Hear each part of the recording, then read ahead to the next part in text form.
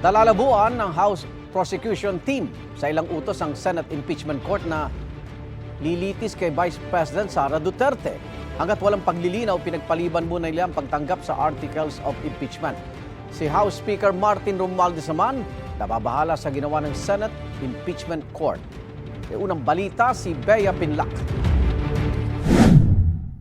I rise, not in defiance, but with resolve, guided by duty, grounded in principle. The decision of the Senate, sitting as an impeachment court, to return the articles of impeachment is deeply concerning. Nagpahayag ng pagkabahala si House Speaker Martin Romualdez ukol sa naging hakbang ng Senado sa impeachment case laban kay Vice President Sara Duterte. Sinabi niya ito sa huling talumpati niya sa Kamara bago magsara ang third regular session ng 19th Congress. Aniya, hindi lumabag sa konstitusyon ng Kamara sa pagproseso nila ng impeachment complaint. Binigyang diin ni Speaker Romualdez na hindi political exercise ang impeachment case. Bahagi raw ito ng kanilang constitutional duty. Ang pagtitiyak niya, susunod ang Kamara sa mga requirement ng impeachment court. We shall comply with the requirements of the impeachment court, not to abandon our cause, but to ensure the process continues.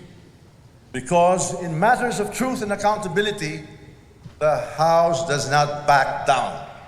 Inadopt na ng Kamara ang resolution na nagsacertify na naaayon sa saligang batas ang impeachment proceedings laban sa bise. Ayon sa Kamara, nasunod nila ang sinasabi sa konstitusyon na hindi maaaring magkaroon ng mahigit isang impeachment proceeding laban sa isang opisyal sa loob ng isang taon kahit pang-apat na reklamo ang inirefer ng Kamara sa Senado.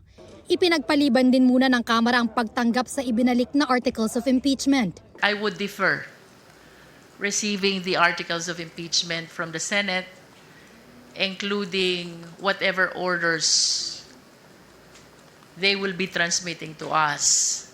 This is not disobedience. Definitely, ang gusto lang po natin mangyari is to seek guidance. Naguguluhan pa rin kami at hindi namin maintindihan kung bakit ibabalik po ito sa amin. Isa pa sa hinihingi ng Senado ay linawin daw ng papasok na Kamara sa 20th Congress kung interesado pa itong ituloy ang impeachment complaint. Ayon sa ilang House Prosecution member, malabo pa ito dahil hindi pa nag-e-exist ang 20th Congress. Tingin ng ilang House Prosecutor, sinasadya ng Senado na maantala ang impeachment trial. If it's impossible to comply with such an order, how can we move forward? Kaya sinasabi namin na parang dapat it should be baliwala lang yung order na yun kasi it's impossible to do as of the time. Ito ang unang balita. Bea Pinlac para sa GMA Integrated News. Igan, mauna ka sa mga balita, mag-subscribe na sa GMA Integrated News sa YouTube para sa iba't ibang ulat sa ating bansa.